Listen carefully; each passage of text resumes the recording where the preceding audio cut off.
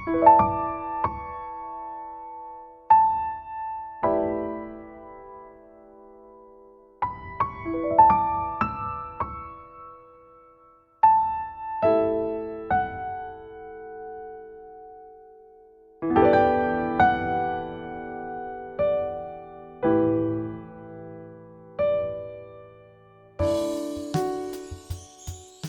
if the chronic symptoms you've been trying to heal have roots that go back much further than you've been looking?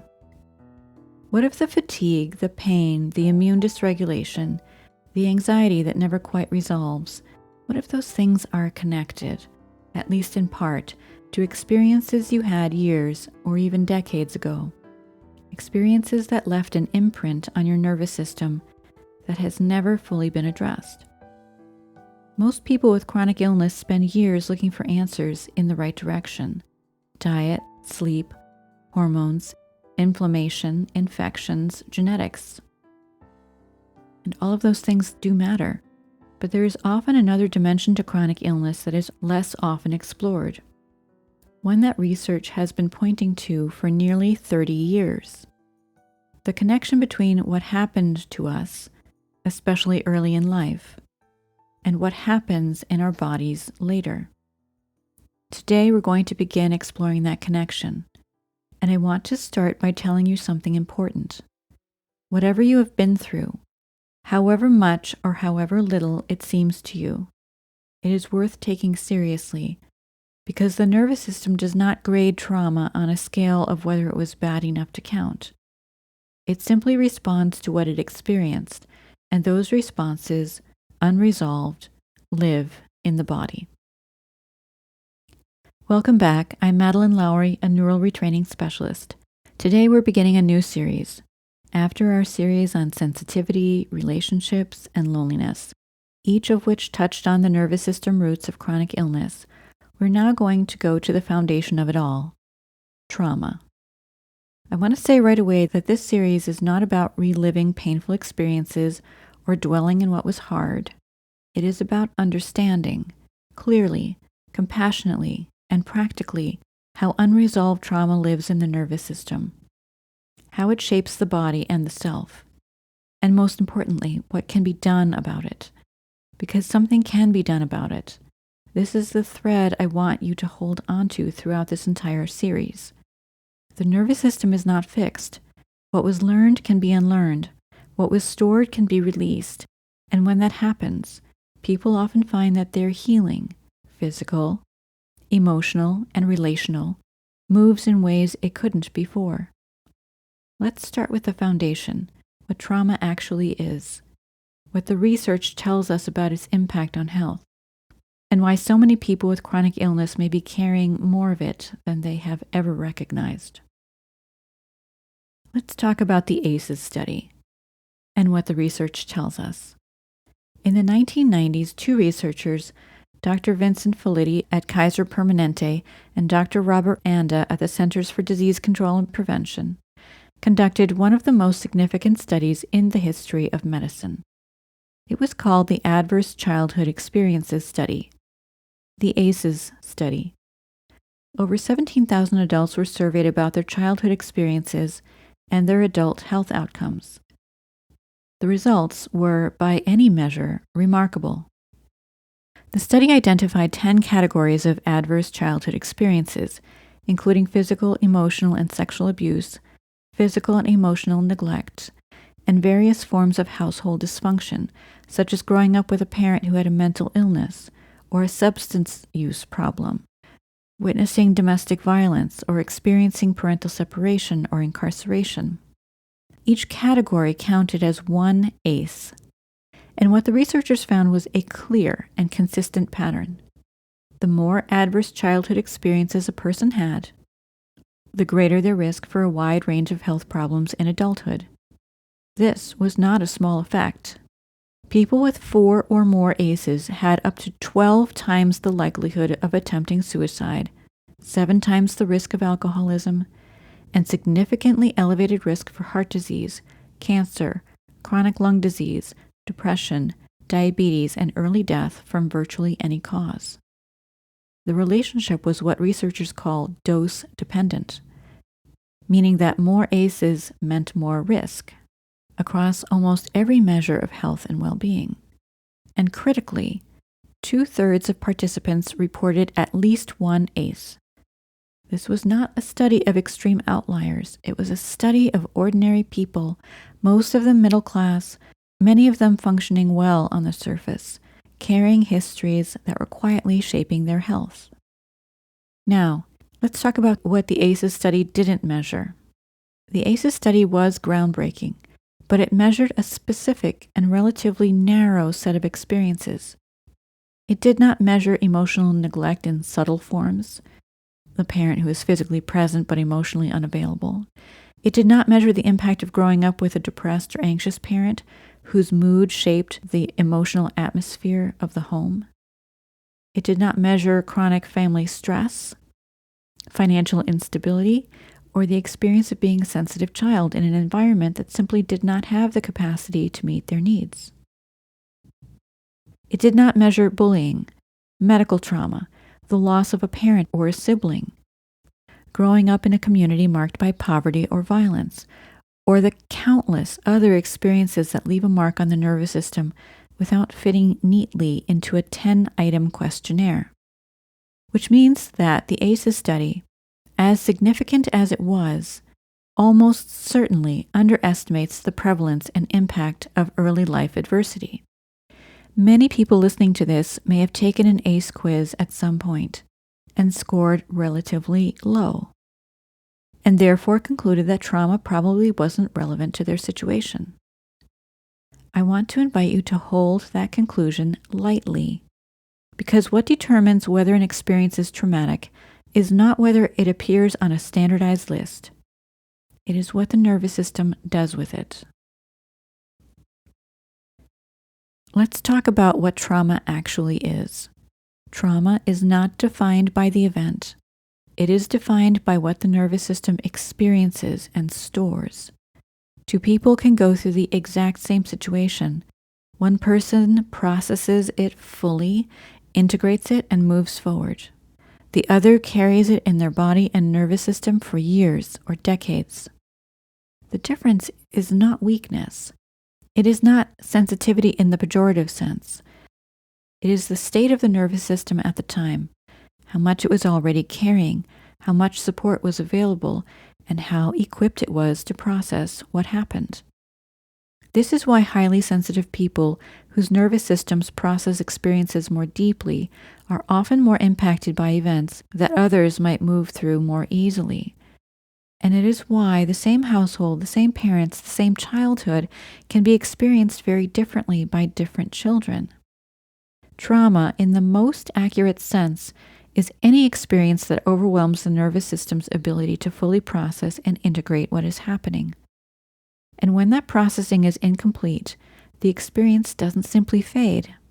It is stored, with an emotional charge still attached to it in the subconscious nervous system, where it continues to influence the body, the emotions, the beliefs, and the behaviors, often for a very long time afterward. Now, in trauma research and therapy, there is a useful distinction between what are often called big T trauma and little t trauma. Big T trauma refers to experiences that are obviously overwhelming, events that virtually anyone would recognize as traumatic. A serious accident, physical or sexual abuse, a violent event, the sudden loss of someone close, a life-threatening medical experience, a natural disaster, combat, or war. These experiences are significant and their nervous system impact is usually substantial. Little t trauma refers to experiences that are less obviously dramatic, but that are nonetheless overwhelming to the nervous system at the time they occur.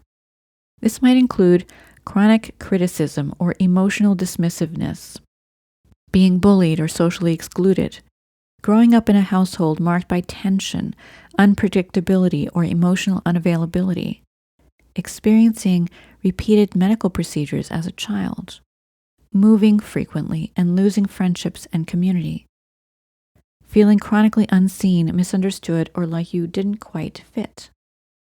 Little t traumas are often minimized by the person themselves and by others, but they accumulate. And for sensitive nervous systems, their cumulative impact can be as significant, sometimes more significant, than a single large event. The nervous system doesn't care about our judgments of whether something was bad enough to count. It simply stores what it cannot process. And many people with chronic illness are carrying years' worth of little t traumas that have never been identified, named, or addressed. There is another category of trauma that is worth naming because it is particularly relevant to many people with chronic illness, and that is complex trauma.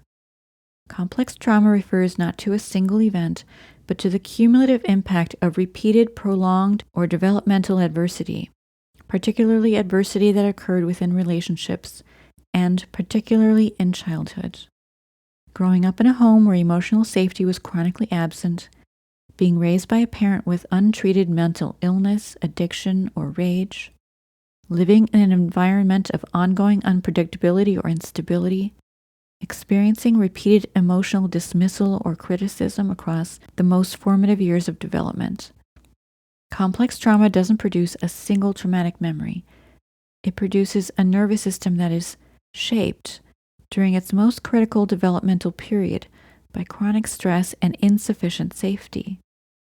And the effects of complex trauma show up not primarily as flashbacks or nightmares, the more commonly recognized signs of trauma, but as patterns. Patterns of relating, patterns of self-perception, patterns of emotional regulation, patterns of physical health. Patterns that can look, from the outside, like personality traits or character flaws, but that are, in fact, the nervous system's response to the environment it grew up in. We will explore these patterns in depth throughout this series. So how does trauma, whether big T, little t, or complex, translate into chronic physical illness? The bridge is the nervous system. When a traumatic experience occurs and is not fully processed, it is stored in the nervous system with an emotional charge attached. That charge keeps the nervous system in a state of low-level activation, as if part of it is still responding to something that happened years or decades ago. And a chronically activated nervous system, as we have explored across several series now, has profound effects on the body. The immune system becomes dysregulated. Inflammatory processes are chronically elevated. The autonomic nervous system, which governs heart rate, digestion, circulation, energy, and dozens of other automatic functions, loses its flexibility and stability. Sleep becomes less restorative. Pain sensitivity increases. The hormonal system drifts out of balance. These are not psychological effects. They are physiological ones, measurable, real, and directly traceable to the state of nervous system activation that unresolved trauma maintains. This is why the ACEs research found what it found. Not because childhood adversity causes illness through some mysterious mechanism, but because childhood adversity, when unresolved, keeps the nervous system in a state that the body was not designed to sustain indefinitely, the stress response. I want to pause here and say something clearly, because everything we've covered today could feel very heavy. The relationship between trauma and chronic illness is real. The research is unambiguous, and for many people with chronic illness, there is a significant trauma history, recognized or unrecognized, that has never been fully addressed. But this is not a life sentence. The nervous system is not fixed. It is plastic, meaning it is capable of change at every stage of life, in response to the right kinds of experience and support. The stored charges of traumatic experiences, however old, however buried, however long they have been shaping the body and the self, can be dissolved.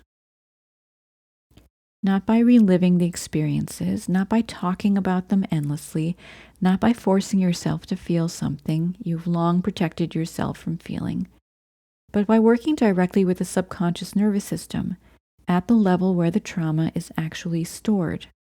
through a process that is gentle, specific, and remarkably effective. That is what neural retraining offers, and that is what this series is going to explore. Over the coming episodes, we will look at every dimension of how trauma shows up in the body, in the self, in behavior, in patterns of relating. And we will talk about what becomes possible when those patterns begin to shift. Not as an abstract promise, but as something I witness in my work consistently with real people who came in carrying histories they didn't know could change. And they can. If you are living with chronic illness and something in today's episode resonated, if you find yourself wondering whether your history might have more to do with your health than you've previously considered, I want to encourage you to stay with that wondering. This is not self-pity, and it is not self-blame.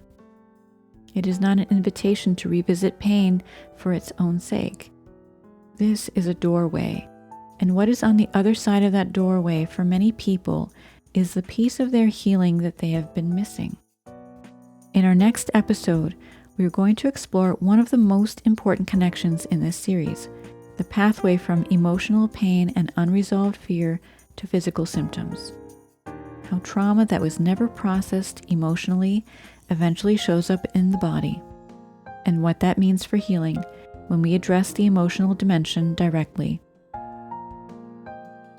If you would like to learn more about this work in the meantime, please visit tcneuralretraining.com. Schedule a free consultation by phone or take our free quiz to see if neural retraining might be right for you. If this episode resonated with you, please follow the podcast, give it a positive rating, and share it with someone who needs to hear it. Thanks for listening. Content of this podcast copyright 2026 by Twin Cities Neural Retraining.